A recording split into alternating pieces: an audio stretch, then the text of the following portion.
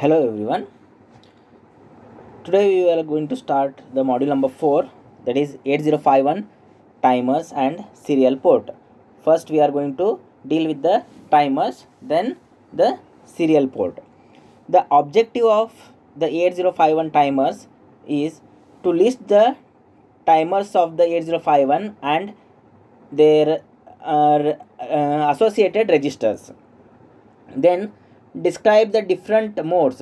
There are different modes of timers, 8051 timers. We are going to discuss those different modes. Then the programming part, the programming using C as well as assembly language for timers and counters to generate time delays and event counters. Introduction, that is introduction of timers. So the 8051 has two timers. The basic function of that timer, they can be used either as timer to generate the time delay or as counter to count event happening outside the microcontroller. So the general function is to calculating the amount of time between the different events.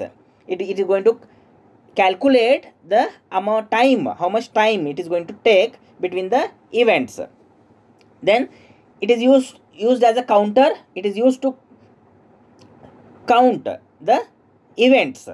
Then it is also used for generating a baud rate for serial port. So this is the introduction. The applications of timers is in the field of communication. So that is, it is going to be used for generating rectangular pulses. That is, for the signal modulation, it is used to generate a rectangular pulses. Then it is also used for watchdog timers. So you'll come to know what is watchdog timer in the higher semesters. But timers are used for watchdog timers are used for watchdog timers. Then it is also used in the manufacturing industry, that is counting the number of objects. It is used for counting purpose, then measuring the intervals. So in detail we are going to discuss 8051 timers and counters. So 8051 contains two timers and both the timers are of 16 bits each. The name of the timer is going to be T0 and T1. So T0 is a 16-bit timer and T1 is also a 16-bit timer. So the two different timers, so those timers you can use it as either interval timer or you can use it as a counter. So the maximum value that can be loaded or that can be counted is 65,536.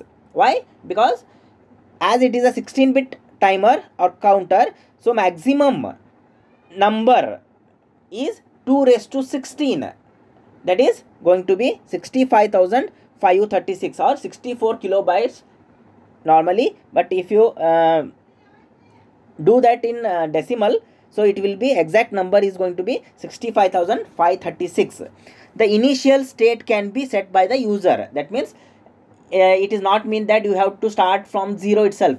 The initial value, initial state of that particular timer can be set by the user from wherever the count wants to be initiated.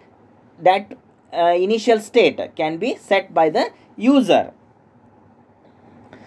So timers, counters can be operated by user with special function registers. So remember here there are SFRs. So using those SFRs, timers, counters can be operated. Those SFRs are they are called as special function registers.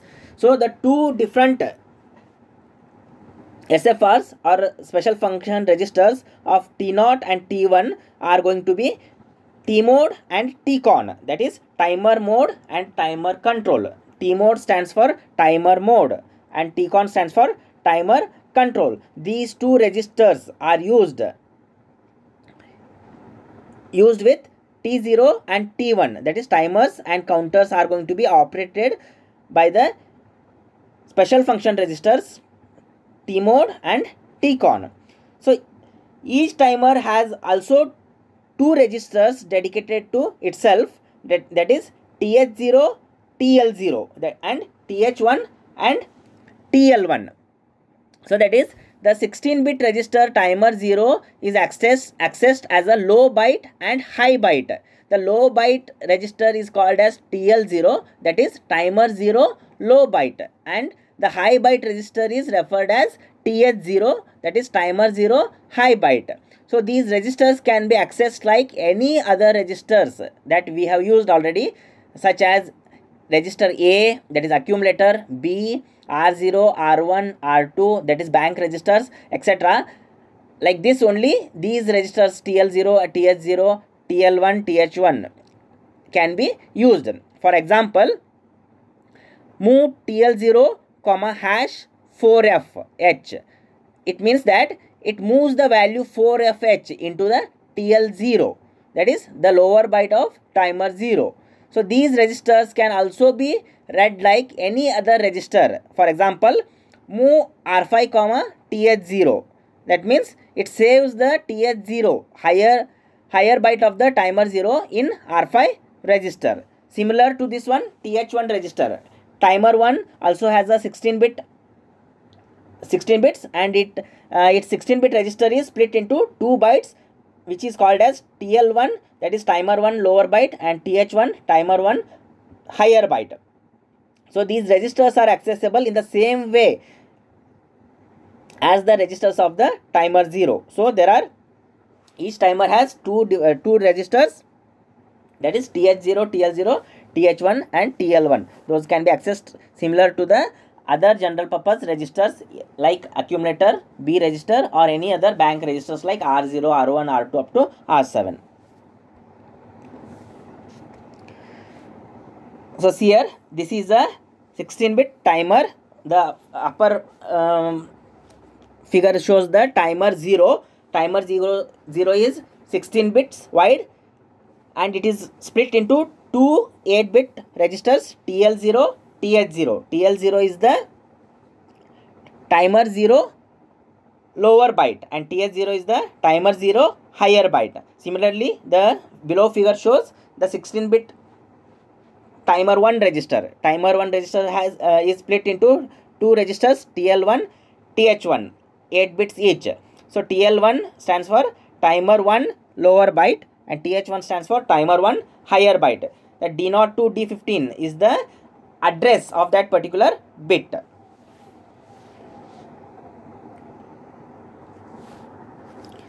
So both timer 0 and timer 1 use the same register called as T mode, that is timer mode, to set the various timer operation modes. So T mode is a 8-bit register. Remember here, T mode is nothing but it is a timer mode register. So it is a 8-bit register. The lower 4-bit register, lower 4-bit of that particular register are going to be used for a timer 0, and the upper 4 bits are used for the timer 1. So out of that total 8-bit register, the lower 4 bits are going to be dedicated to the timer 0 register, and higher 4 bits or upper 4 bits of that T mode register are used by the timer 1 register. So in each case, the lower 2 bits are used to set the timer mode, and the upper 2 bits to specify the operation. So we are going to see what is T mode register. Out of that T mode register, we have 4 lower bits, 4 upper bits. So out of that lower bits of each timer are used to set the timer mode. There are modes, different modes, mode 0, mode 1, mode 2 and mode 3. So it is going to be used, that 2 bits are going to be used to set the timer mode, and another 2 bits, that is upper 2 bits, are going to be specify the what operation need to be performed. So this is the timer mode register. T mode is a timer mode register. It is a non-bit addressable, that is it is a 8-bit register. Non-bit addressable means it has to be accessed, a complete register, bit by bit cannot be accessed. So as you can see, LSB 4 bits, the lower 4 bits used for the timer 0, and higher 4 bits are used for the timer 1. So each 4 bits are same copy of 4 bits are present in the upper 4 bits also, but the thing is lower 4 bits are used for timer 0, the upper 4 bits are used for timer 1. So M1 and M0, these 2 bits are used to specify the modes, which mode it is to be used, that is mode 0, mode 1, mode 2 or mode 3. Then the upper 2 bits is used to control the operation, what kind of operation need to be performed. The lower 4 bits are for timer 0, the upper 4 bits are for the timer 1.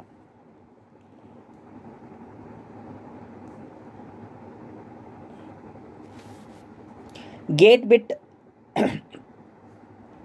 So here M1, M0, C/T and gate, these are the bits used in timer 0, and the same thing M1, M0, C/T and gate bit is used for the higher bits, timer 1. That is M1 and M0 stands for the mode control bit, it is mode bit 1 and mode bit 0, and C/T is nothing but it is timer or counter. Either it can be used as timer or counter. Then the last one is gate. Gate is a gating control whenever it is set. Gate bit is used for choice of internal or external control. That is, when gate is equal to 0 is for internal control. That is, start and stop are controlled by software. The timer is enabled whenever the TRX control bit is set. That is, the gate bit of the T mode register is the last bit or the higher bit in that particular timer T mode register. So that T mode register is going to be used for both, that gate bit is going to be used for both timer 0 as well as timer 1. So what is the purpose of using that particular gate bit here in this? That is, every time whenever every timer has a means of starting and stopping. Timer has to start and stop. As you know, in your mobile phones there are timers. Timers has to be started and stopped. Like that, here also timer has to be starting and stopping. Some timers do this by software and some timers do this by hardware. But in 8051, you have both the types of controlling. Either you can control it by software way or else you can control it by hardware way. The timer in the 8051 has both the facility by controlling it by software as well as hardware. The start and stop bits of the timer are controlled by the way of software, that is by the TR, that is timer start bits, TR0 and TR1. Remember here, the start and stop both can be done in the timer by software, by the way the software, by using the TR, that is timer start bits, TR0 and TR1. This is achieved by instructions. So how to do this? By using the instructions. So which instruction has to be used here? That is set bit TR1, SETB TR1, which starts the timer 1, and clear TR1, CLR TR1, which is going to stop the timer 1.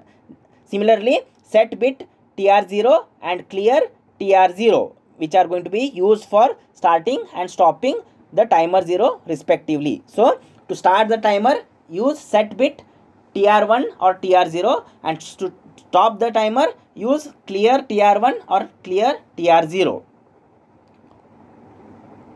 So the set bit instruction starts the timer and it is stopped by the clear instruction. So these instructions start and stop the timers is achieved by making gate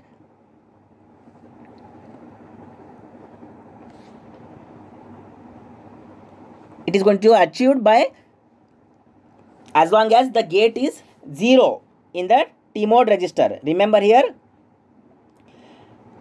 these instructions start and stop the timer is going to work by the software way whenever the gate bit is equal to 0 in the T mode register. That is, the gate is equal to 0 means it is the software way of controlling the timer by using set bit and clear instructions. Then there is one more method, that is hardware method. The hardware way of starting and stopping the timer by an external source is achieved by making the gate bit 1. Gate is equal to 1 in the timer mode register means that it is going to control the timer start and stop by the external source. However, to avoid the confusion, we will going to consider the gate is equal to 0. That means gate is equal to 0 means we are using the software method here to start and stop the timer. C/T bit decides about timer type, that is whether it is going to be used as a timer or counter. So C/T bar is equal to 1 means it is counter, and C/T bar is equal to 0 means it is used as a timer. So C/T bar is equal to 1 means counter, C/T bar is equal to 0 means timer mode. It is used as timer. So see here, in the T mode register, there are two more bits, M1 and M0 for both timer 0 as well as timer 1. So M1 and M0 are going to used as a mode bit control. So M0 and M1 bits are used to set the timer mode. There are 4 timer modes in both the timer 0 and timer 1. So 8051 delivers 4 timer modes, M1 and M0. When M1 and M0 is 00, mode is mode 0. It is called as 13-bit timer. That is 13-bit timer mode. It can also be used as 8-bit timer or counter. So THX with TLX as a 5-bit pre-scaler. So whenever we are going to study these modes, we are going to discuss this in detail. So M1 and M0 is 01.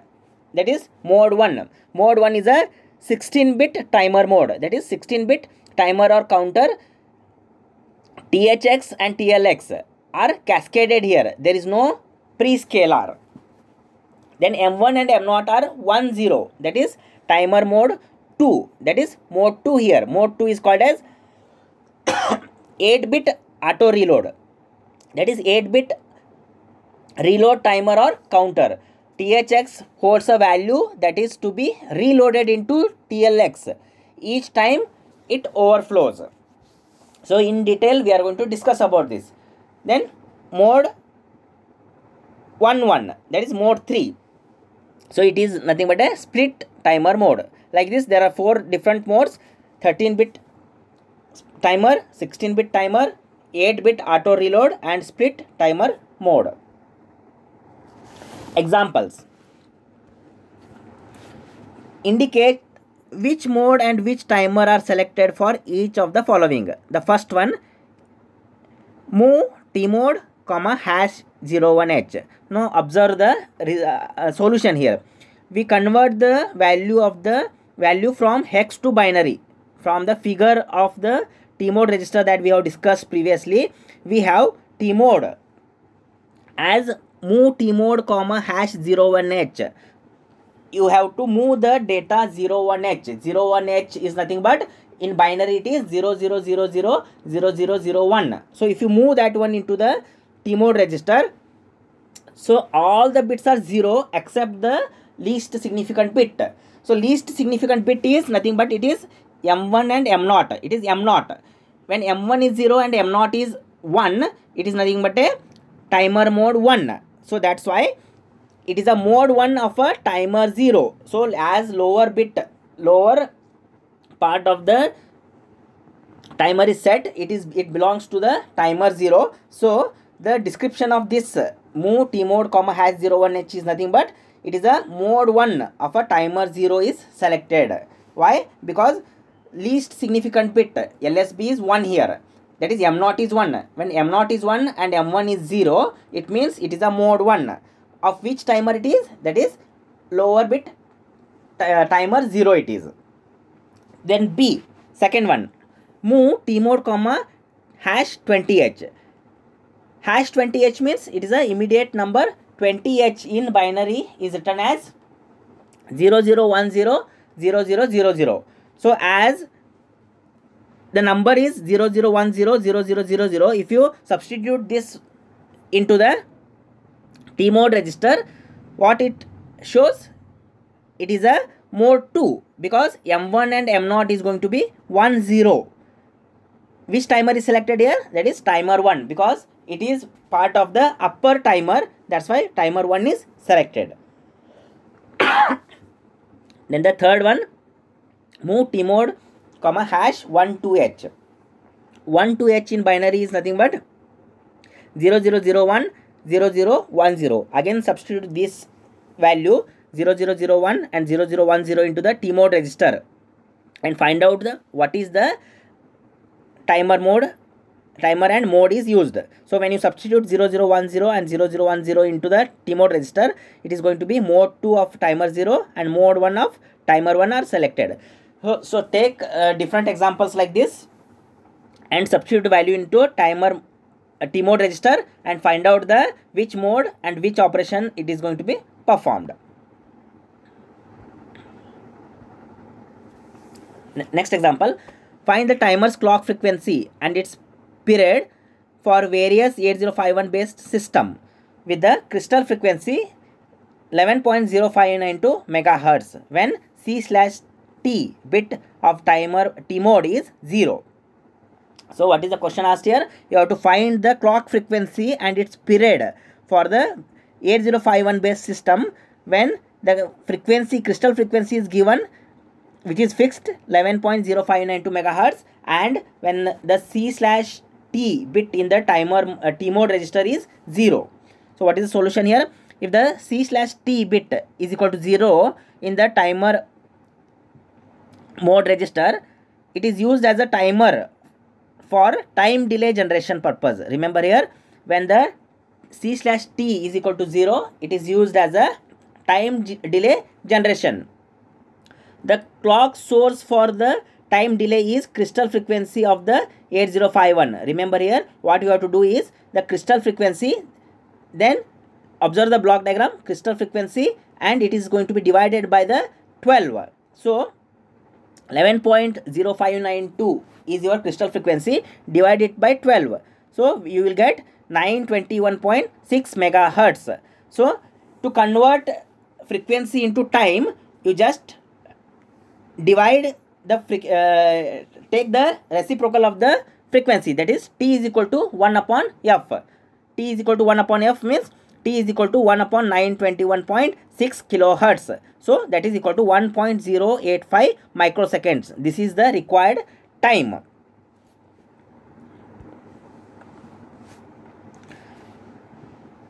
Now we will discuss timers of 8051 do starting and stopping by either software or hardware control. As we have discussed earlier, timer can be started and stopped by either software way or hardware way. So in using software to start and stop the timer, gate is equal to 0. That is, timer can be stopped or started whenever gate bit is 0 using the software method. The start and stop of the timer are controlled the way the software by the TR, that is timer start bits, TR0 and TR1. So the set bit instruction starts it and it is stopped by the clear instruction. So this earlier I have explained already. These instructions start and stop the timer as long as gate equal to 0 in the T mode register. The hardware way of starting and stopping the timer by an external source is achieved by making gate is equal to 1 in the T mode register. So gate is equal to 0 means software method of starting and stopping the timer, and gate is equal to 1 means starting and stopping the timer by hardware method. One more example. Find the value for the T mode if we want a program timer 0 in mode 2. Use 8051 crystal for the clock source and use instructions to start and stop the timer. So as this is the reverse procedure of the example 1. In the example 1 we had the value and we have asked you to find the mode and operation. Now the operation is given, mode is given, you have to find the value of the T mode register. So as in the given thing, the timer 0 is used and mode 2. So timer 0, mode 2.